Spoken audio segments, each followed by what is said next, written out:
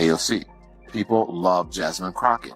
People love Eric Swalwell and the like. And I think that the Democratic Party should put the people out there who the people want. They should put the politicians out there who the people want, who they're asking for, who are meeting the moment with the same energy that they're not asking for AOC. Yes, they are. The people you party with No. The people I party with don't like AOC. Oh, please. No, they don't at all. Well, most people don't. But she's AOC, very far left. Let me tell you why I'm saying that. Is this. When I first became a public defender, I had no criminal defense experience. And I walked in and I told my boss, Charlie, I said, listen, you should hire me. He said, why? I said, because I'm black. Charlie looked at me like I was crazy. Person Crockett is part of the new trend where informality is okay, where formality used to reign. Okay, fine. That's been going. A podcaster talks or some shit. Fuck it, man. Can you imagine, I don't know, Obama saying, oh, man, dude, this shit is whack and fuck it. You slap me, I'm fucking over. I promise you, it's a doozy. So let's get right to the subject that is causing a stir in the Democratic Party. Never one to back down from a battle, Bill Maher has created quite a storm by challenging two of the most well-known Democrats, Alexandria Ocasio-Cortez, AOC, as we all know her, and Jasmine Crockett. In a fiery dispute, Maher publicly questioned whether they truly possess the leadership abilities required to guide their party through the looming disaster, challenging their flashy, performance-driven politics. Really, the stakes have never been higher. This signals a deeper division that could lead to the party disintegrating as they attempt to balance show and substance. It's not just a case of personalities clashing. Maher's critique highlights a growing rift within the Democratic Party that seems more concerned with garnering media attention than offering real leadership.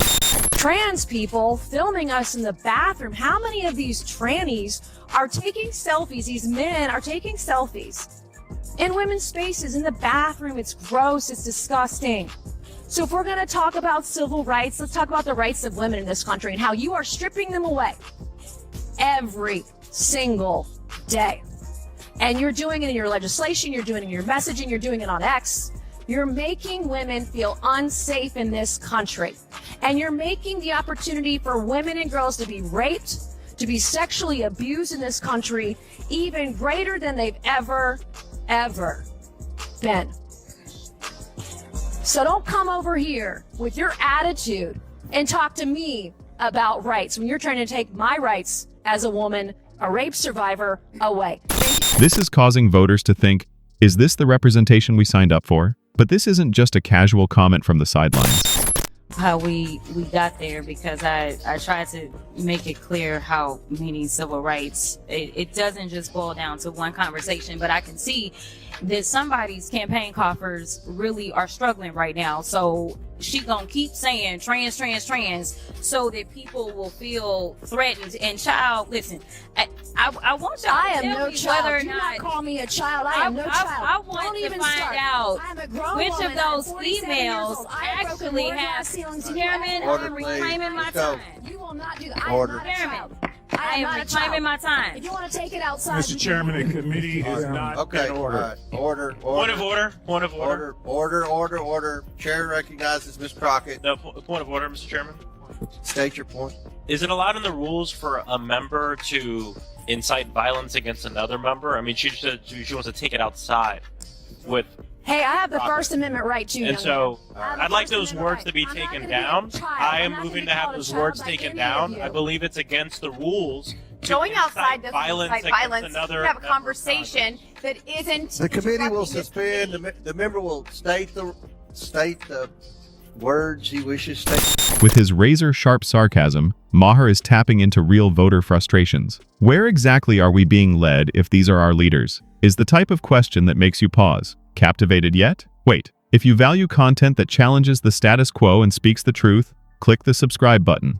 I'll wait. Go ahead. Done? Welcome aboard. Now let's get back inside. Alright, here's the real point of contention. Bill Maher's choice to go full cannonball rather than just dabble in controversy. He clearly has no problem igniting heated debate. His conversation with Jasmine Crockett and AOC was no ordinary political banter. It exposed a startling reliance on polarizing strategies that left many Democrats baffled. Known for his scathing judgments, Maher recently sat down with Crockett and AOC to discuss their political style, which he argues substitutes performance for policy. In essence, he said that if their tactics focused more on sound bites and social media clicks, can attract attention. What about actual legislative action? Isn't the real goal to change people's lives instead of just chasing followers? Maher openly sneered at politicians like Crockett and AOC, accusing them of prioritizing viral content over meaningful legislative change. Right now is that if we continue down this road, then we will not have a rule of law, because we have people that are currently serving and they're saying things like, ignore the judge's order. What it means to have law and order in this country is that you follow the order and you go through the appeals process, even if you dislike what the judge did. Thank you. And I'm going to note that when Miss Ocasio-Cortez, or AOC as we know her, filed articles of impeachment on Justice Thomas and Alito, Ms. Crockett was one of the co-sponsors, along with Mr. Cohen, both members of this committee. It does seem interesting that when the shoe is on the other foot, everyone is self-righteous. Wow. And I think this is a good example. For the last 3 hours, I have had to listen to one side talking about him as though it was the nature of this hearing. He wasn't subtle either. He practically threw down the gauntlet, clearly dissatisfied with the show that he said currently drives the party. Jasmine Crockett, known for her lighthearted style that appeals to younger audiences, seemed indifferent at first. But when Maher pressed harder on representation and civil rights, you could feel the temperature rise. And AOC? She never backs down from a fight, and she defended her plan with the zealous energy we've come to expect. Yet, as the debate escalated, it became clear that beneath their charisma lies a real critique of influencer-style politics. Maher criticized this culture, arguing that its focus on appearance rather than substance risks alienating voters. Is part of the new trend where informality is okay, where formality used to reign. Okay, fine. That's been going on since the 60s. So her routine is that she wants to bring a little bit of what I might quaintly call the ghetto catfight into these spaces. I get it, you know, bring a blaxploitation movie or something into Congress. Great, work it. But you do not make fun of the fact that somebody lives their life in a wheelchair. That doesn't work.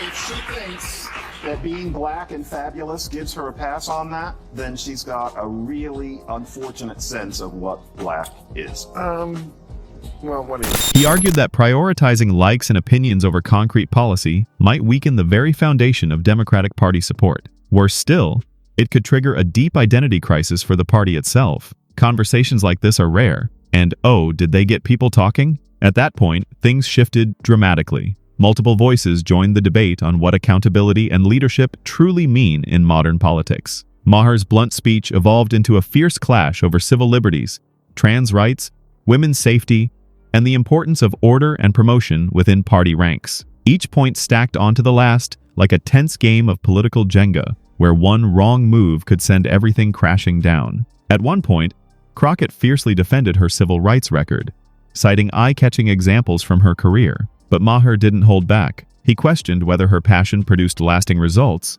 or if it was just sparks without fire. The audience soaked it all in, some nodding in agreement, others visibly unsettled. The debate turned into a reflection on modern representation. Is it about creating viral content to stay relevant, or about tackling the less glamorous duties of governance? Quote I thought was apropos of what's going on the left. And by the way, if you watch the speech, I saw mostly the clips of it, and mostly it was people in the audience, the guy with the cane, people with, like, paddles. Oh, there's the cane dude. And then there's, okay, we're you know, here's our pussy hat uniform. And these, you know, looks like you're at a auction signs. I mean, it was, John Fetterman called it a sad cavalcade of self-owns and unhinged petulance. I love him. I thought we should run last week. The Democrats seem so lost. And here's Jasmine Crockett, who is, I thought, a big leader in the Democratic Party. Her quote is, "This is a terrible nightmare. Somebody slap me and wake me the fuck up because I'm ready to get on with it." On with what would be my first question. And also, this is the way this is like how a podcaster talks or some shit. Fuck it, man. Can you imagine, I don't know, Obama saying, "Oh, man, dude, this shit is whack and fuck it. They just slap me. I'm fucking." Ultimately, the discussion became less a critique of the Democratic Party and more a critique of modern politics itself, a swirl where identity politics and influencer culture collide. Conversations about gender identity, racism, and culture war issues exposed the party's true challenges, serving as a litmus test. Maher insisted the party is headed toward disaster due to its obsession with viral moments instead of grit. As tensions flared, he countered Crockett's fiery rebuttals with biting humor and sharp criticism. The underlying theme, that voters worry more about the party's self-presentation than its substance, rang throughout. Crockett embraced her New Age appeal, while critics claimed Maher was either outdated or brutally honest.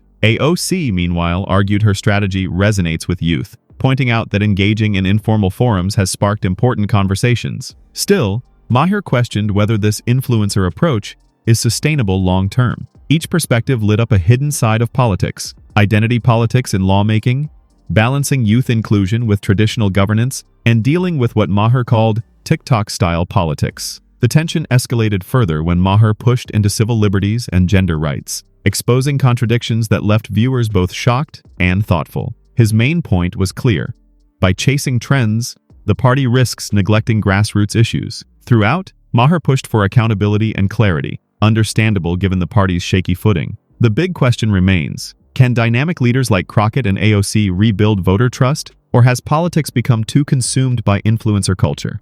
That's the heart of the debate. Crockett and AOC's spirited rebuttals proved this isn't a simple issue, even if Maher raised valid concerns. Every viewpoint adds a brick to either building or breaking the party's identity. In the end, one thing is certain: democracy cannot survive without debate. As messy as it gets, these clashes push us toward government that serves our future, not just our screens. Maher's challenge, even when disguised as humor, forces us to reflect. And no matter how divisive, it highlights a party at a crossroads, with the entire nation watching to see which path it chooses.